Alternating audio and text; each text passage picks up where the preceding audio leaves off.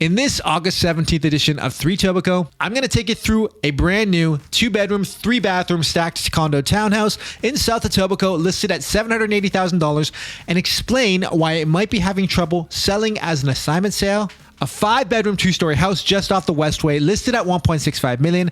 That is a fantastic option for anyone with a large family that wants 5 bedrooms all on the same level.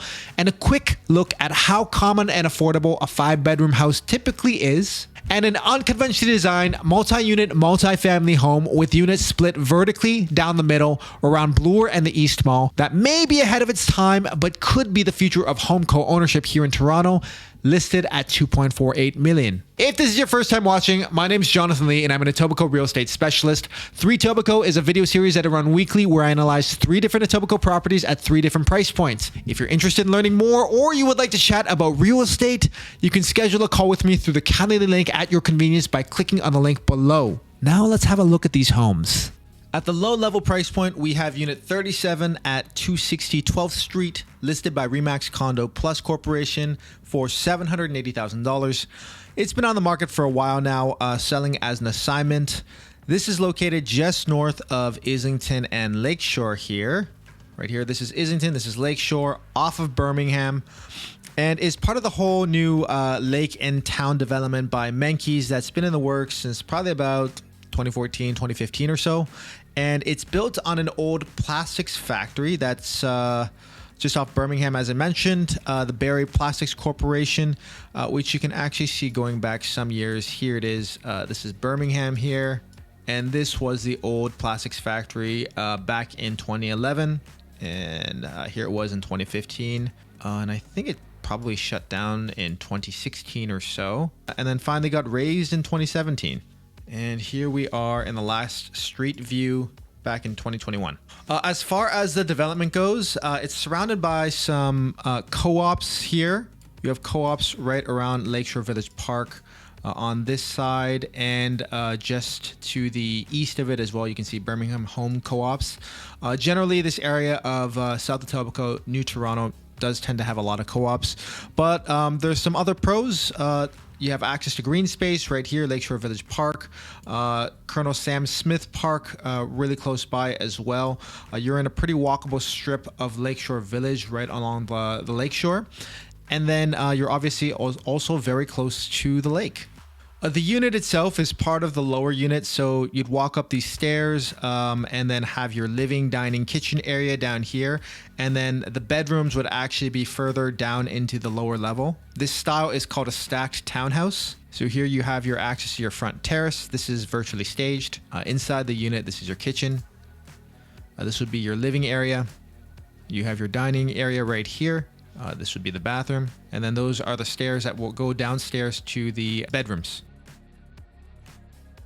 Total square footage is listed at 1,091 square feet. These will be pretty similar in style and size to the condo townhouses along Long Branch Avenue right around the beer store, except those were built by Minto and these ones are built by Menkes.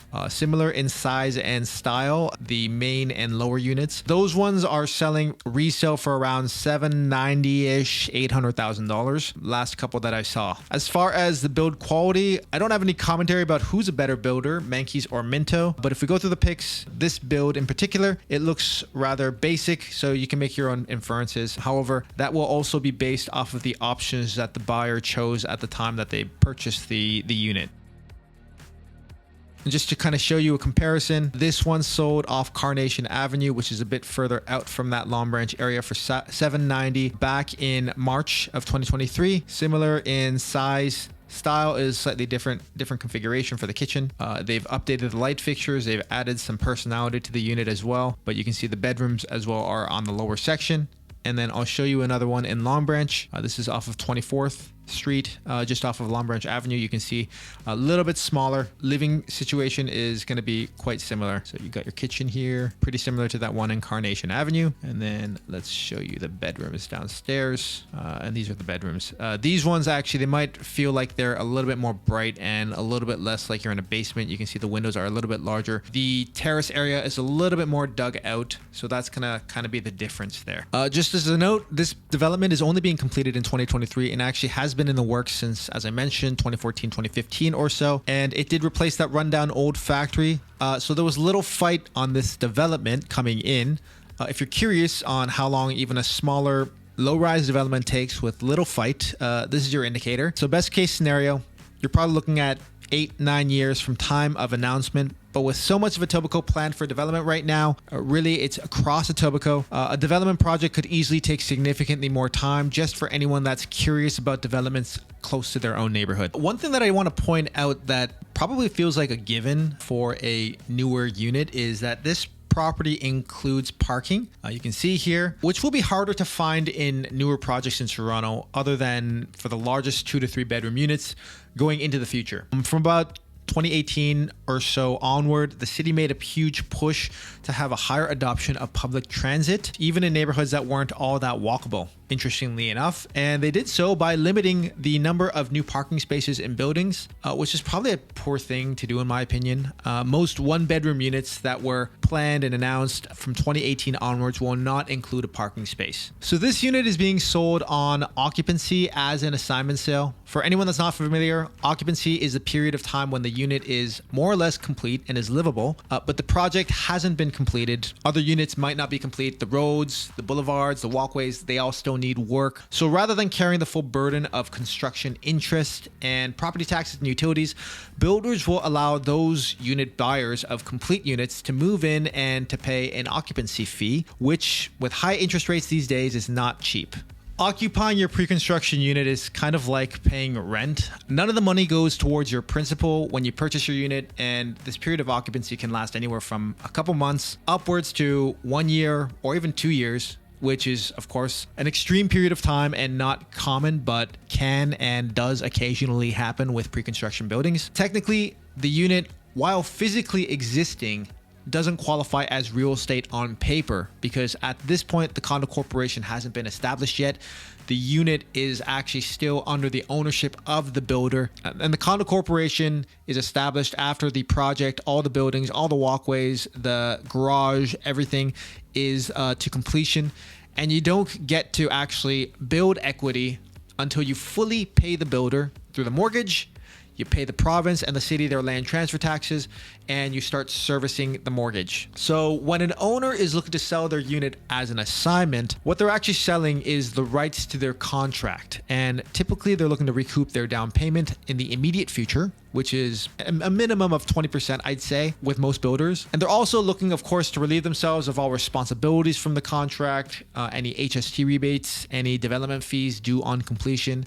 And of course, they're also looking to relieve themselves of having to close the sale. Some of those pre-construction buyers, they have simply over-leveraged themselves and can't actually qualify for the mortgage to close, especially with rates so high these days. So this is the reality of what's available on the assignment market. When a pre-construction buyer sells their unit on assignment, they won't receive the full proceeds of the sale and potentially any profit until the property fully closes and registers. But they are typically seeking 20% of their asking price as a down payment, which would be paid out once all parties have fulfilled their due diligence, which, you know, is usually within, 2 weeks, maybe 30 days or so. So even though this property looks quite attractive at $780,000, I would say, especially when you compare how much resale units of similar size are selling for, similar size, similar layout, this is having trouble selling. Firstly, I think because the buyers require a minimum of 20%, which many first-time home buyers, they don't have. Second, you have to pay an occupancy for an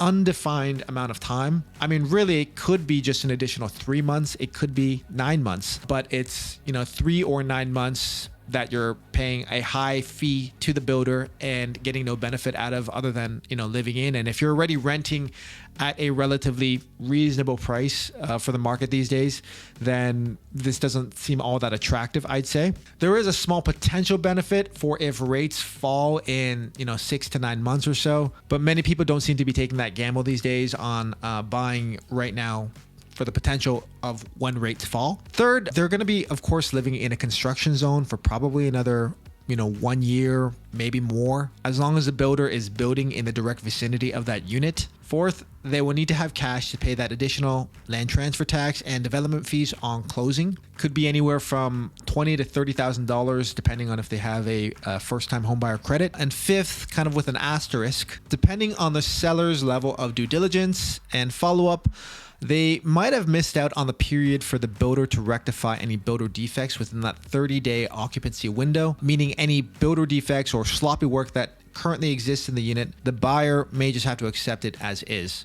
And I've seen a pretty wide gamut, large gaps in doorways and in window areas. Not saying that this unit has it. I haven't actually been through the unit myself, but something that you always want to make aware of and try to rectify as early as possible within that 30-day Terry-on warranty window. So this is an attractive looking deal in my opinion. And if inventory stays low, I think it will eventually move, but it's probably having a bit of difficulty for all those reasons. So that's unit 37 at 260 12th Street.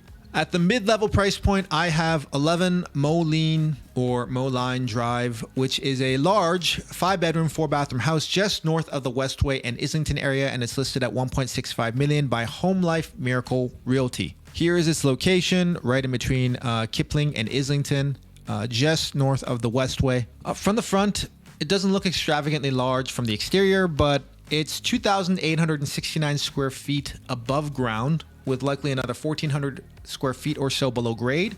So over 4,000 square feet total. All the bedrooms are listed as being over 100 square feet, all on the second floor. So none of the rooms are tight or uncomfortable, and there is plenty of windows, as you can see, all facing west, all over the house. So it looks like it would have great light coming in. Let's have a quick look through the property. These pictures aren't original to the listing. They were taken off the listing last time it sold in 2016. Back then it was purchased for $865,000, and it appears to have been an investment property ever since it was purchased, having been leased out multiple times through the MLS. Assuming the property hasn't seen any updates, and of course, tenants, they don't tend to take the best care of properties. The home would likely benefit from a full top to bottom renovation. I like the eating kitchen, the separate living room, dining room areas, and of course the family room. Size-wise, everything looks pretty generous.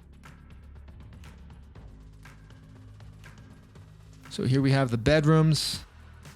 And down here in the basement, it's a little bit hard to tell the ceiling height, but if it is over 7 feet, this would be the family room here, then, that'd be a great space to certainly raise a larger family. This would be on the first floor laundry. Here we are in the backyard. The property actually slightly widens to the back. The list price does reflect its condition, I think, overall. There aren't many 5-bedroom, 2-story homes that pop up on the market under $2 million. A full top-to-bottom renovation with all new kitchens and bathrooms, basement, and of course, new appliances could easily cost over $200,000 and, could hit $300,000 if you go all out with the house. Don't know the condition of the windows or the roof, but, you add all of that in, any potentially exterior renovations or touch-ups that you want to do, and things can get pretty expensive. I've talked with a few large families with some prospective buyers having 4+ kids, and thought I'd throw in a house that I think looks like not only good value but looks good location wise as well. This property is pretty much on a court here. It's listed as a drive, but it actually looks like a court, and there are only 3 other houses and what looks like a church directly surrounding it. You also have a large park right here, Wincott Park, which has a kids playground, baseball field, and mostly green space just right here. So even if the backyard does look maybe a little bit small to kick around or toss a ball, you can easily send your kids out there to the park to play, fly, kite, run around. This home is in the Westway Junior Public School District, which is pretty much a stone's throw from the house and is of average rating. It's also part of the Dixon Junior Middle School district, which is right here for middle school, and also part of the Kipling Collegiate Institute School District right here at the high school level. One thing that you want to be aware of with any property that's north of the Westway is you start to hear airplane noise and traffic as it travels mostly east and west to and from Pearson. It gets really bad, I'd say, right around the Dixon and north of Dixon area. As you can see, the airport is located right here. But you do start to hear it north of the Westway as well. It really depends on how well protected the house is, the property is from hearing those deflections and the positioning of the windows, but something that you will want to be aware of, and you might want to verify with multiple visits to the home to see if it bothers you. For anyone that's looking specifically for a 5-bedroom 2-story house with all the beds on one level, I did a quick search on the MLS in Etobicoke, south of the 401, and there have only been 7 of these homes that sold under $2 million in the last year. None of them are recently updated, some looking like they haven't been touched in over 30 years. The cheapest of these homes sold for $1.46 million, and this was back in December 2022, pretty much when the market bottomed out. And the area that had the most 5-bedroom 2-story homes was actually in Markland Woods. Some very large homes here for sure. And I'll just take you through a quick look of the exterior of these homes so you can get a sense for the size. So this one sold for $1.46 back in December 2022. Here's another 5-bedroom home. This is right around Burnham Thorpe in the East Mall-ish area. 5-bedroom, 5-bathroom. This one, similar area, Rathburn and Martin Grove, 5-bedroom home. This one was out in Markland Woods. Pretty large 5-bedroom home here. Here's another one in Markland Woods. And this one was also in Markland Woods, happened to back onto a ravine, selling for $1.9 million.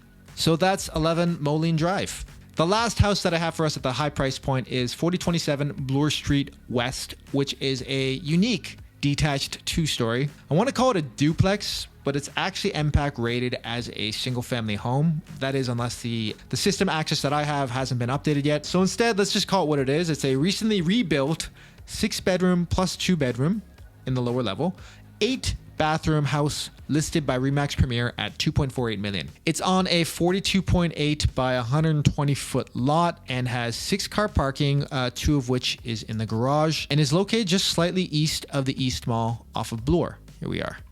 I watched this house get purchased for $850,000 as a dumpy bungalow in fall of 2022, shortly after the pandemic started, which was a steal in my opinion. Then I saw it attempt to get flipped with permits at about 1.3 million-ish, 1.39, then 1.3 in 2021. Then get rebuilt during the pandemic when building prices were probably at their highest, and now they're selling at 2.48-ish before starting their sale price at 2.8 million in June of 23. So let's have a quick look through the photos. Here we are at the front. Looks like a pretty standard house. I remember when I initially saw the home, I thought it looked really vanilla. And I couldn't understand their asking price. Their initial list price of 2.8 was really in luxury-ish territory. And in this area, you know, north of Bloor, you have a lot of luxury homes. So this house being on a smaller lot on Bloor is obviously not in a luxury location. Obviously, skimming through these photos, I mean, this area looks pretty open, but it doesn't look grand. It doesn't look large. This kitchen space looks pretty small. Dining space, living space. I mean, it looks like a pretty average sized house. So as I went through the photos, I was kind of wondering what the logic was here. And it wasn't actually until I went through the virtual tour that I actually understood how the house was built. And I was actually really impressed with the house because it was a rather daring design that I don't see builders take often. So here you are, you got your bedrooms upstairs for one of the units, bathroom. And this is the second unit. So you had that first unit that had the kitchen with the peninsular design. And then this is the second unit. You can see it's got what looks like slightly more darker paint, slightly darker floors. And it does look like it is overall a slightly smaller space as well. But it does have stairs similarly that are going up to where the bedrooms are located. So as you look through the photos and the tour, it has a feel of like, I don't know, 2 separate stacked condo townhouses, well done up, sort of smaller in their size. It's got 2 separate sets of appliances, 2 separate water heaters, heating and cooling systems. And according to the listing, the basement can legally be converted into its own 2-bedroom unit. Would just need a kitchen area to be built in there as well, but it does have this separate entrance as you can see going down. The house is currently a 2-unit house that is more or less kind of split right down the middle here, so that everyone is above grade for both the kitchens and the bedrooms. It's basically more like a non-linear semi-detached house. You know, I don't know if the walls between these two units have been fire graded to have two legally separate units. If it's not a legal duplex, it won't have to be, but as a multifamily home, this could definitely work. So overall, I think it's pretty cool, and I can definitely see a property like this working for the right buyer. Maybe siblings who have young families together, or best friends who want to be close together, or parents and kids who want to stay in the same house. And before I kind of go on to more commentary, I'm just going to take you through some more of the virtual tour down here. So this is Unit B. So you can see you'd enter through this door here. You'd go upstairs. You have your kitchen, living, dining. You have a powder room here. Upstairs, you have your 3 bedrooms, primary with a walk-in closet, 4-piece bathroom, and then your 2 bedrooms here. Space is certainly large enough, I believe, for a family with 2 children. And then as well, if we go back to the main level of Unit B, you can see where you can access, that was a front door, access the lower level into the basement here, where you could use this as either a rec space or just for the full basement. Bathroom here. Your bedrooms, and then your rec room here.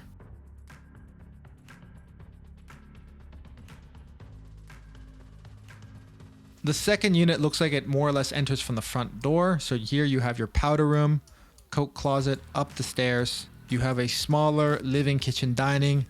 And then on the second floor, you have similarly 3 bedrooms. Your primary with your 4-piece bathroom and your walk-in closet. And then your 2 bedrooms here, one here, one here. And then your 4-piece bathroom that's shared with your laundry as well. So I applaud any developer builder that's willing to take a risk in their design of a property because their learnings are available pretty much for anyone to take advantage of, especially if you can see a proof of concept. And if they're successful on seeing a return on investment, then we're more likely to see more innovative home styles, which I think is really good. I think that's what we need in the city, not more cut and paste single family homes. But and there's a big but on this, is price. For this property, I think to be genuinely attractive, it has to be a fair amount cheaper than the cost of buying 2 single family homes in the area. The most recent sale on Bloor was for this bungalow that sold for a little bit more than 1.3 million, a little bit east of the property. And this sold back in June 12th, 2023. And it was on a 50 by 150 foot lot. So larger than the 42 by 120 foot lot. It wasn't recently renovated. It was certainly decent and livable. And a buyer who might be looking with a sibling, with a parent, with a best friend, would be looking at an option like 4027 Bloor and thinking, you know, I could get 2 fully detached bungalows on larger lots for 2.6 million, or have to share an entire house for 2.48 million. And of course, in a situation like that, the better answer is obvious. So that is 4027 Bloor Street, a very interesting property, though might have been built ahead of its time and be priced for that time. So that wraps up this week's episode. Again, if you're interested in learning more about any of these homes, or you would like to chat about real estate, you can schedule a call with me through the Calendly link below. Thank you guys for watching, and I'll see you guys next week. Cheers.